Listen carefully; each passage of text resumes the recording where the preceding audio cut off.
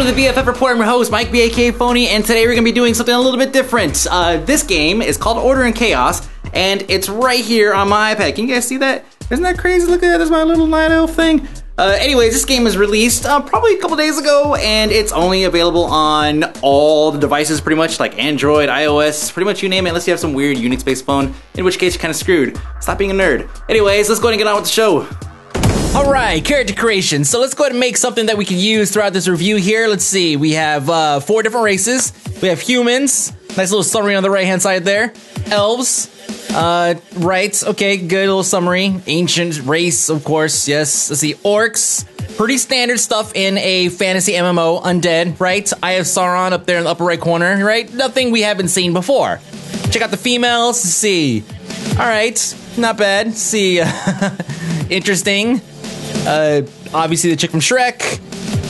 And elves. Well, I think we'll just stick with the nice female elf. I need to make me some G in the auction house later on anyways. So let's see, we have 4 classes we could choose from. Warrior, Monk, Ranger, and Mage. We're gonna go ahead and stick with Warrior for this one, just for the natural mitigation. It makes it easier to do a review when you're not dying because you're a glass cannon all over the place. But then, who knows, maybe mages are severely overpowered and I'm totally missing out. So let's go and cycle through some of these real quick. As you can see, some of this is extremely close to what we've seen in some other fantasy MMOs, but it's not a big deal, right? It's a completely different platform. We can go ahead and overlook that. Let's see, this looks good enough for me. Let's go ahead and move on. So they start you off in a tutorial area, and you kind of look around, they give you a couple quests, they want you to go over here and like beat on this thing for a little bit and kind of familiarize yourself with the combat. You got a couple skills here, wham, it's crazy, right? In the upper left corner, you can see that there's my character portrait. The red blinking means that I'm in combat, standard stuff. The green bar, health. The yellow bar is my experience, my character level, and then the little red there is my morale. If you notice, when I go over here and I beat on this thing for a little bit, I'm actually building up morale slowly with my auto attacks. If I want to just do this here, there you go. Now you see it goes up, and I turn around and spend it on skills. It's the same thing as like a warrior's rage in WoW or rage usage in other games. So let's go and back off this thing. Okay, that's enough. Yes, thank you. Let's see. You see my target's portrait there in the upper right corner. We have the minimap. We're gonna pop that open real quick, and you see that you could actually see pretty much everything. Right, so you pull this little button here, it tells you where everything's at. So you click on this, and you can actually move this around. This is actually pretty smooth. I kind of like this. Zoom in, move it around. Woo, wow, that's so crazy. Let's see, back off a little bit. And also down here in the lower right corner, you see I have my jump button. Yes, there is jump in this game. And you control the camera with this little thing here, kind of. It's kind of hard to reach, whatever. You see I'm spinning these skill things around. This is basically my skill action bar. So if I want to have 3 readily accessible skills and then spin it off to maybe a couple buffs or something, some reactionary abilities, then I can. Let's see, go ahead and click on my portrait here, pulls up my bag. This little sidebar here is where you put things that you need, kind of like, I guess you could say like an bar or something. Like if you're getting stomped and you really need to access something right now, instead of clicking on your portrait, clicking on bag and going in here, you can just click on your little sidebar here, pop it open, and then that's it. So going back into here, take a look at my character. This is where I could go and click on clothes. There we go. Take stuff and unequip. There we go. Yes. All right. It's all like, oh, exclamation points, all like, oh my god, you're taking your clothes off. It's crazy. Let's see. My attributes. This is basically the stuff that you'd normally expect to see in a character stat screen. Let's see, quests. So this thing has a quest tracker. You click on a little X right there. Turn around, look at that. I have a little arrow telling me where I need to go. It's saying I need to go that way to continue on. So let's go ahead, before we go over there, let's see, spells. Okay, so I have Swift Strike. I have, there's 2 different ones. There's an offensive and a defensive type stance. So let's see, go to talents. You can see, yeah, Battle and Guardian, that's what it's called. And these are all your talents where you can put things.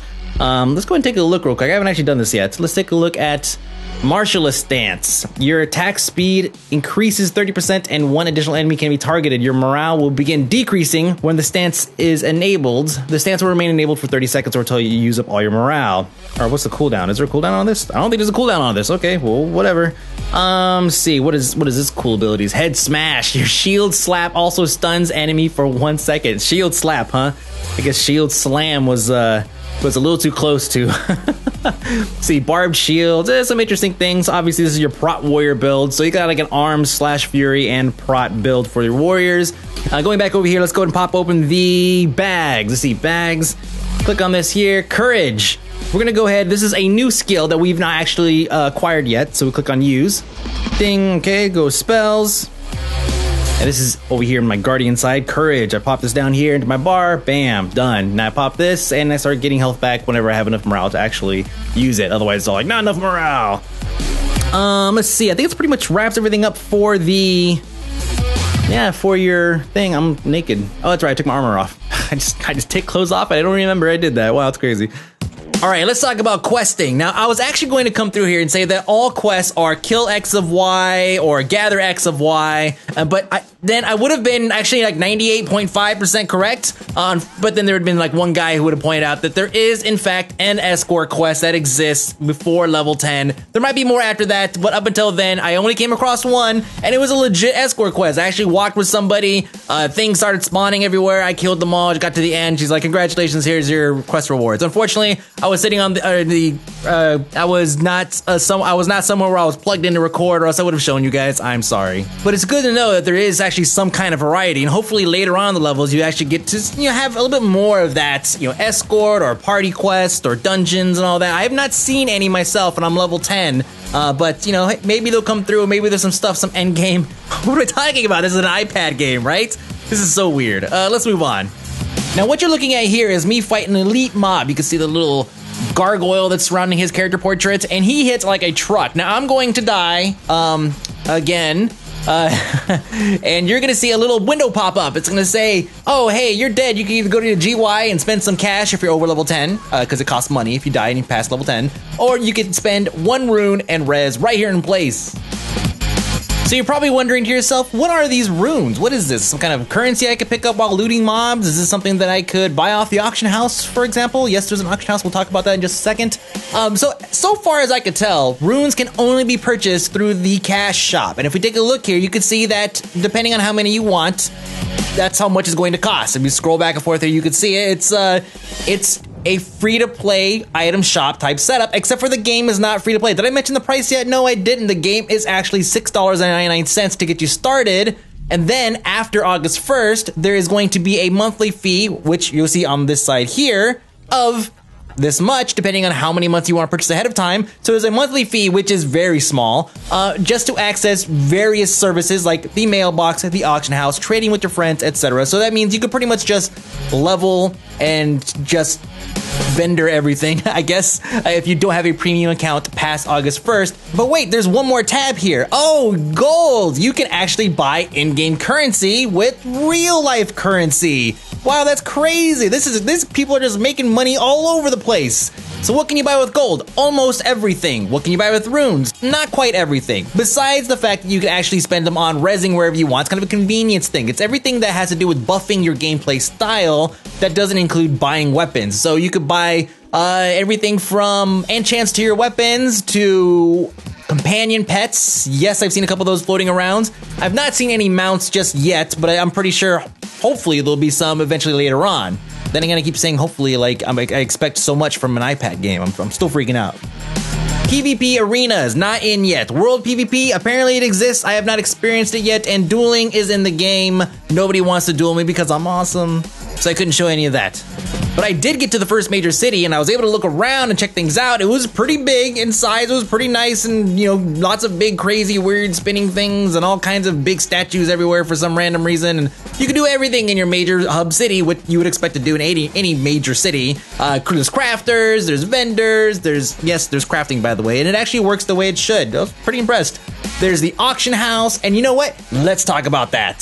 This is a fully functional auction house. The only thing it doesn't have is the ability to search through text, but you have all these other drop downs, so you can pretty much narrow down your results with no problem. Now, the game being so new and the economy being so screwed up right now, I am taking full advantage of selling everything that I can for crazy prices, and everything is actually selling. So if you're in this game right now, go mine up a whole bunch of ore and then throw it up on the AH, because people are using their IRL money to buy in-game money, and then they're spending it on ore so they can power level their crafting. So just do that stuff and make that money.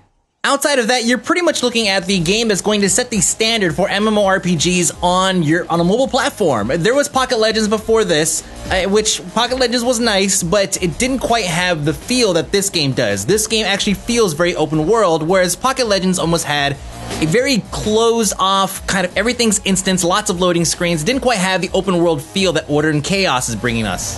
much as I want to hate on these guys because everything here is clearly borrowed, it's also genius that everything here is clearly borrowed because it makes it easier for gamers to transition over to mobile gaming, which is a win for both of us. But try really hard not to get caught up in spending tons of money on the item shop. I'm just throwing this out there because we're bros. You know, we've known each other for a while. I'm just looking out for you. That's it.